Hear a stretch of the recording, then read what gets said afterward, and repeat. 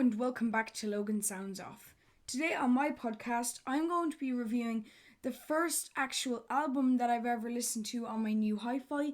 You can learn about that on my social media page to see some pictures. I got an Audio-Technica LP120X USB and I got it in Tower Records in Dublin on Dawson Street. Really good record player, and I've been listening to a lot of music.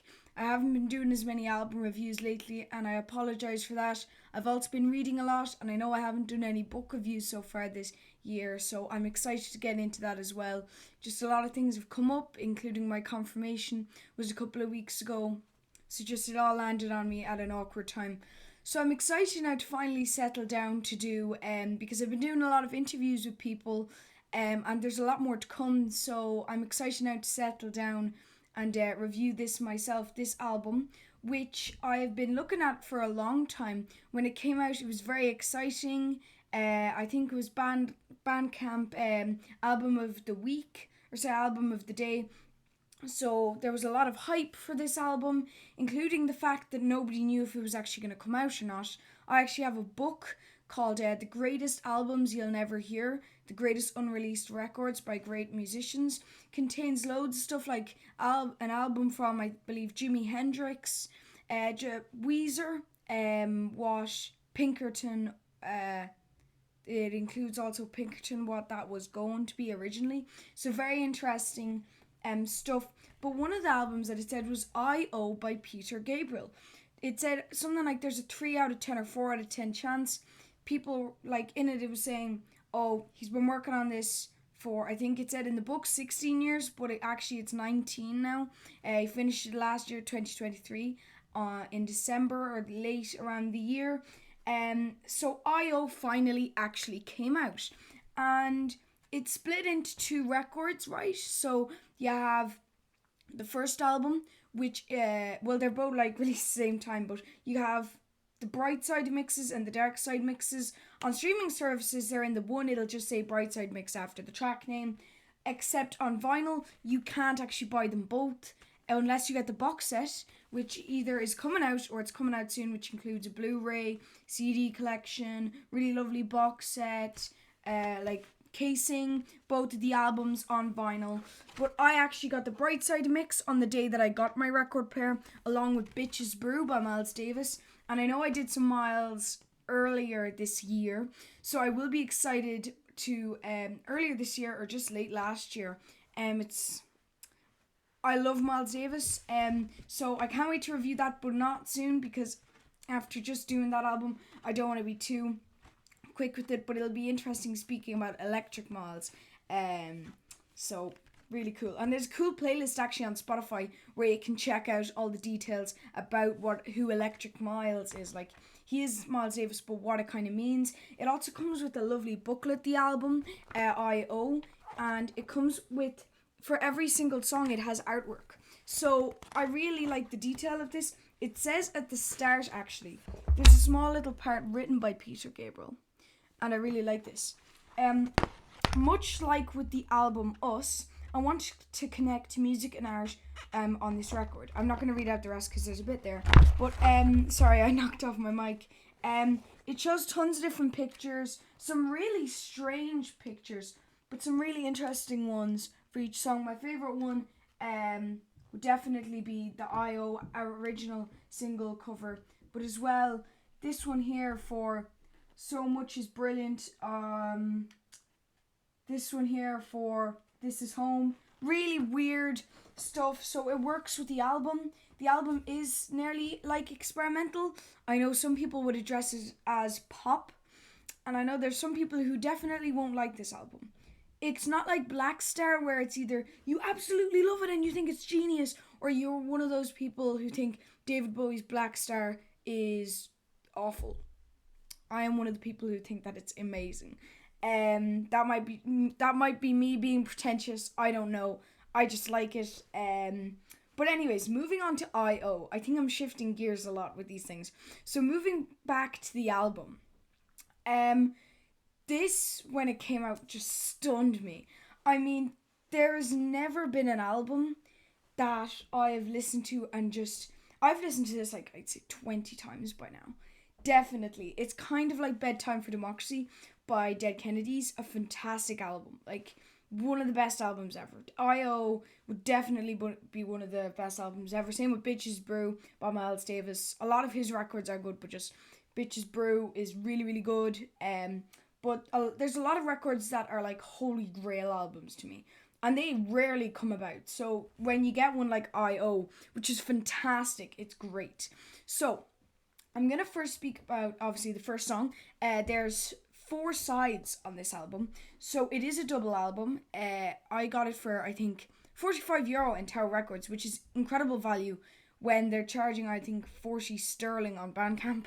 And then with deliveries and everything as well, it's a no-brainer to go to Tower Records and get it yourself.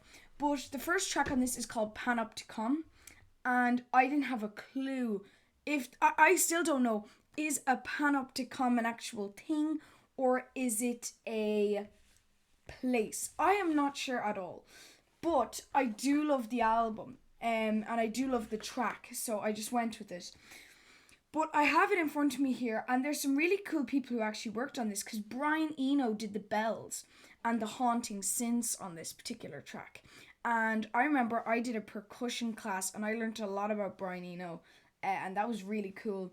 So to hear him here was incredible. And Panopticon takes a lot of time to get into it.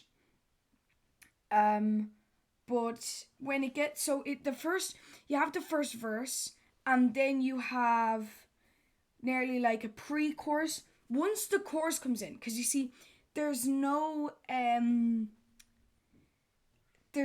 actual drums, or if there is, it's a snare edge. Once it goes into the chorus, it turns into an up-tempo pop track, which is really cool, because I feel like Peter Gabriel's going, okay, we're gonna take this slowly and then we're gonna speed it up. That's what gives it its power. It's nearly when you're listening to a drum fill and you're waiting for it to finish. Once it finishes and it hits snare drum and it goes back into the actual song, it's brilliant. It's very nearly satisfactory. And I feel like that was really what this album was like for me on different tracks, especially this. But Peter's voice in this is really like, at the start it's low, and then he really shows his range throughout the chorus. It's really interesting. And I love the acoustic guitar in this by Katie May. She does a fantastic job at playing during this. It's really, really cool. And as a 5-minute song, so I know there's some people who don't like long songs, and this album is full of 5 to 7 minute songs. I don't think there's like 2 or 3, maybe 4-minute songs, and maybe 1 3-minute song. That's it. It's a long album.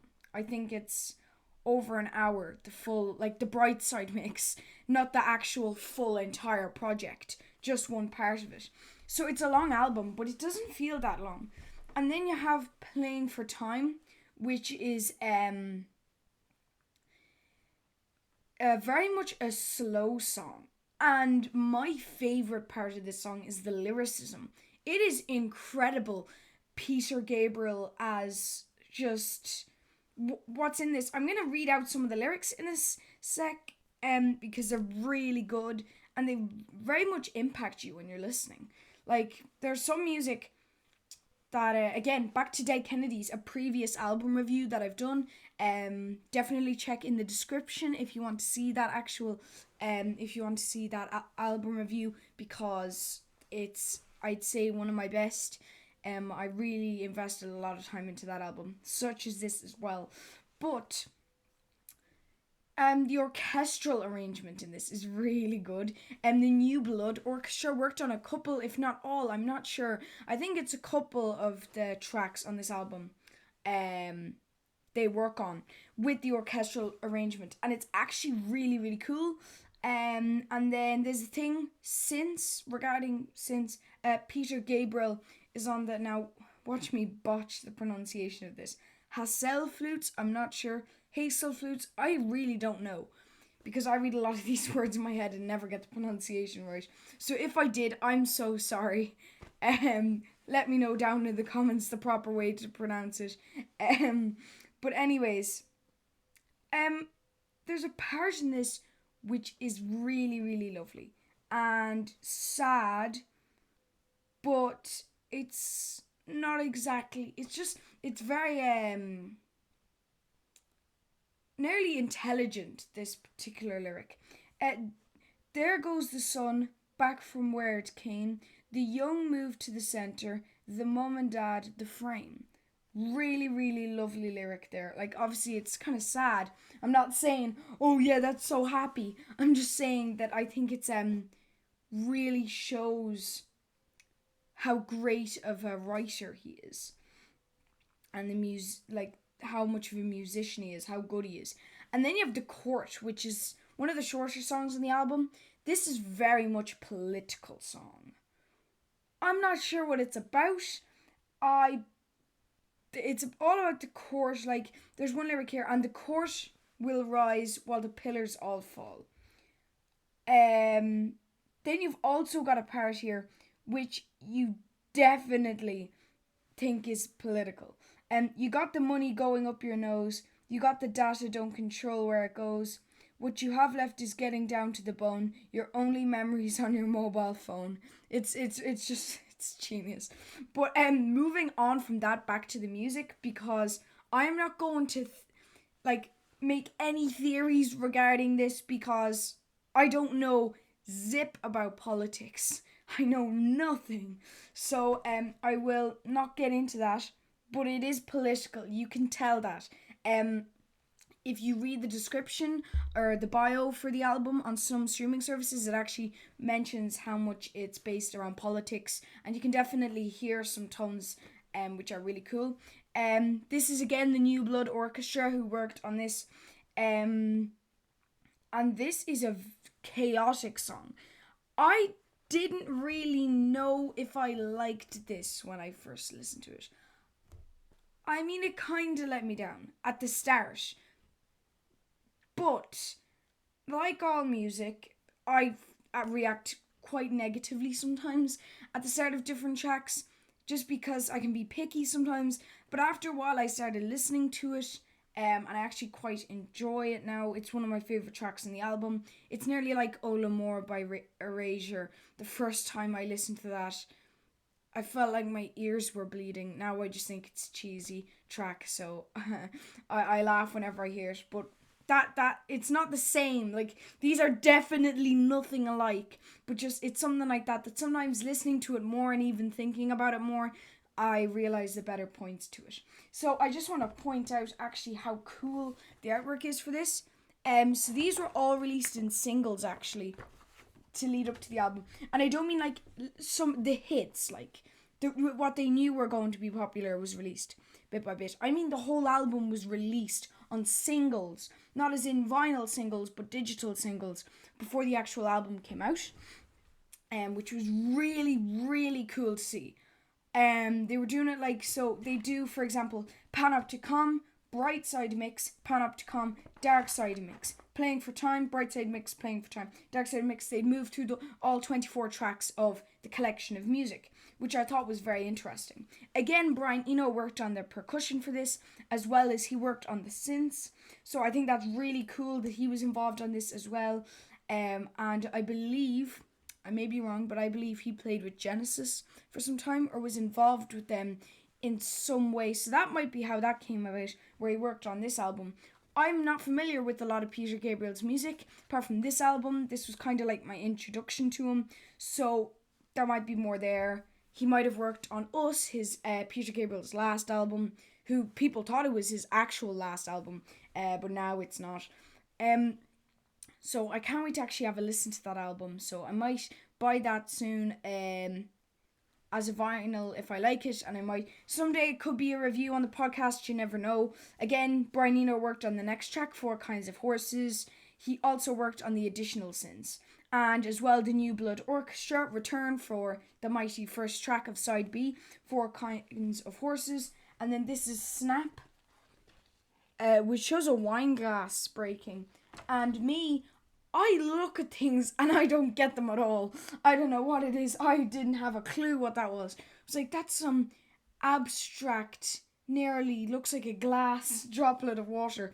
When I read it was a wine glass, it was kind of like, oh, I'm not very good with like theorizing what artwork is about. So it was very funny for me to realize what that actually meant. That actually works with the song though. So at the start, this might drive people away from this track. At the start, there's like this tinny, not an arpeggi, it wouldn't be. But this rhythmic kind of synth pattern loop nearly. It's not looped as in sampled, as in it's just very tinny and there's a pitch shift on it. And it actually sounds really cool when you start to listen to it over and over again. Like when the actual track, not the just that little clip. But there is really interesting. So Four Kinds of Horses, it doesn't sound like a political track. It really doesn't. What though is quite political is Four Kinds of Horses, Four Kinds of Men. That's interesting. The way I think he was maybe speaking about equality there. I'm not sure again. I'm not going to make any comments because I'm not sure. I don't know what he was thinking, but I think it might be about equality.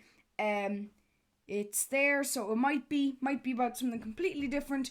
But let me know what you think of the track. I'd have a listen to it because it's very hard to explain this song. Like the chorus is nearly impossible to explain. It's really weird. But this is good again, and I love the guitar on this by David Rhodes. So that's really cool again. And then the piano as well with Ollie Jacobs and Peter Gabriel both worked on that. Now we move on to the happiest song on the record, and this clocks at 3 minutes 52, so it is perfect for everyone. If you don't like it, I don't know how. It's so nice. It's like it's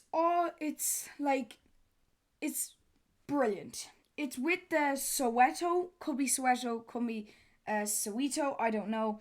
Gospel choir. Check the credits. If I'm pronouncing that correctly again. Then you got Rickenbacker, acoustic and electric guitars by Katie May. They're fantastic on this. So my favorite, I love actually this part here. It's not what was said and it's not what I heard. I walk with my dog and I whistle with the bird. He's very relatable actually in this track. He's just talking about he's just a part of everything. It's I'm not sure what he's trying to explain. It's a very complex track. It's a very positive track. He does have a complex thing about it because there's so many different thoughts I have on these songs, but I'd say a lot of them are wrong, so I wouldn't share them here because some of them might be completely off. And I think it's good if you guys maybe have a listen to the music and let me know what you think because this is a fantastic album, in my opinion. So this is again where I was saying about my favorite, nearly one of my favorite art covers. It's so simple. It's this is funny. Color experiment number 114, 2022. So you can imagine like what month that was made in. Could have been January, could have been December. So he made a lot of these that year. But it's it actually there this really cool a really cool lyric here.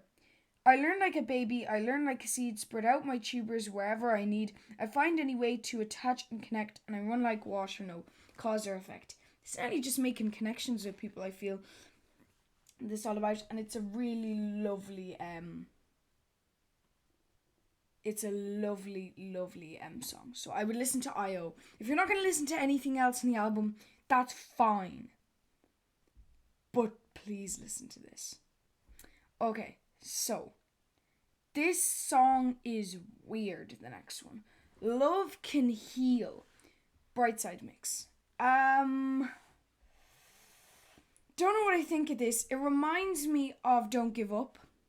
Now, before if you know this song, don't say it's because the singer sounds like Kate Bush. That's not what I'm saying. Kate Bush has her own voice, so do not say anything about that. I'm just saying that because there is a voice in there, like an extra voice, because Peter Gabriel sang on his own for most of this album, so this is the first time there's another singer.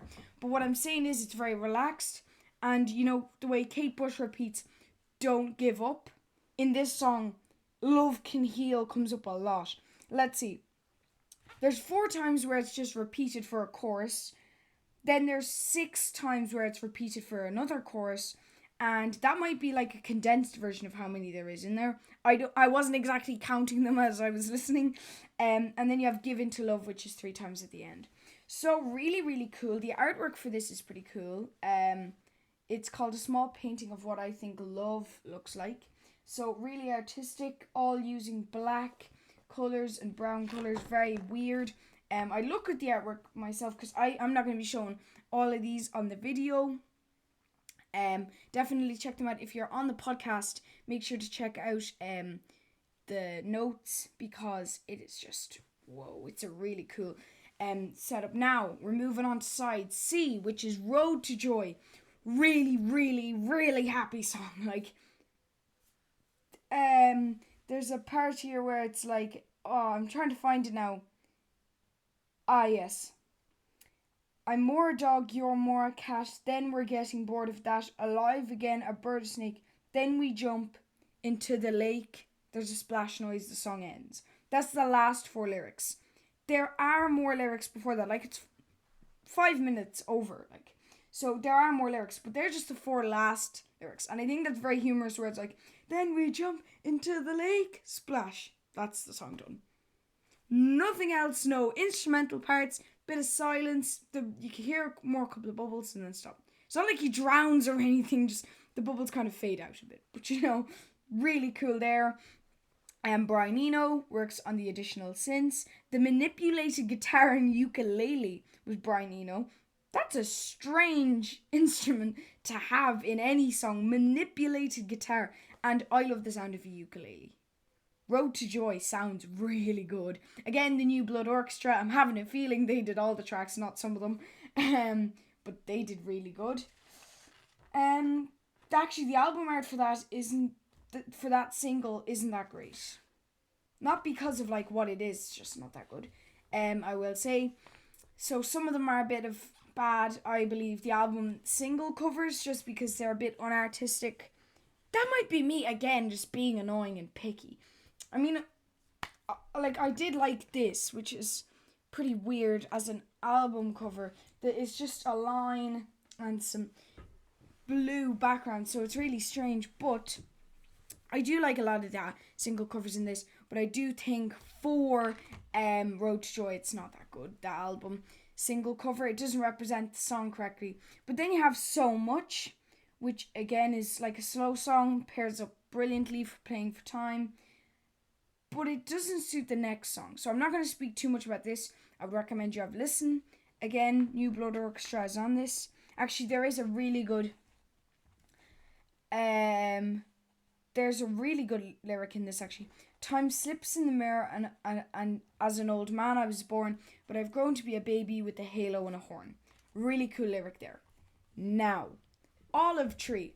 Really happy song again. I would recommend listening to this. Again, New Blood Orchestra worked on this as well, and David Rhodes, who we saw on the guitar earlier, is back on the BVs. So, really lovely lyrics here. This is a lot more of a positive song in comparison to some of the others. Some of them are dreary, but I mean not in a bad way. Like, these are dreary. Bob Dylan would be a lot more depressing. Some of his songs I think are a bit sad, but I mean, then again, I mean, there are sad songs out there. I like Bob Dylan, just he does have some sad songs. These don't have that sad of songs. They just have more kind of slower, just songs that can be a bit upsetting, but really good songs though, like brilliant. New Blood Orchestra again on this one, which is called "This Is Home." My favourite part of this is the chorus. "I know this is home. Home is where I need to be. I know you are my home. This is really lovely. Peter Gabriel's lyricism in this is actually really nice. I love the single cover for this. This will be one of my favourite songs on the whole album. So we've only got 2 more left, so I'm just going to keep going. So then you have And Still, and this is a good song. I wouldn't really recommend it. I think there are better songs on the album, but this is a great album. This is a great song. Again, New Blood Orchestra. But there's a tuned percussion part of this. Wine glasses. I think that's really cool. And then he also did the piano and the synths for this, Peter Gabriel, and then David Rhodes is back in the electric guitar. So that's really interesting. And the rhythm programming, which is really good in this, is Peter Gabriel and Richard Chappell. And this song is nearing 8 minutes, so a bit long, but it's very good. Then you have the last song on the whole album, which is called Live and Let Live. And this is a really lovely song. I'm just going to discuss the chorus for this. New Blood Orchestra, Brian Eno as well, David Rhodes. I mean, everyone who I have mentioned on past songs are on this. It says here, lay the burden down, lay the weapons down, and then it repeats, but it says, it takes courage to start to forgive, to be brave enough to listen, to live and let live. I love that chorus. The orchestral arrangement in this is very good. This is like a lovely, lovely song, and I would definitely recommend looking at the Sound Suit single cover that was made for this by Nick Cave. Really, really cool. But no, this is a really nice album. The words and the music were by Peter Gabriel, and it was produced, all of the songs were produced by him, apart from 4 Kinds of Horses, which was him and Richard Russell, and Road to Joy with Brian Eno. So, a lot of them. And Brian Eno was a big contributor to this, so really, really cool. And then it has a lovely image at the end, which says just a part of everything, and it has a picture of him there. The Dark Side mix is pretty similar. Like same, nearly, if like 1 second, if not the exact same length tracks. But really, really good album.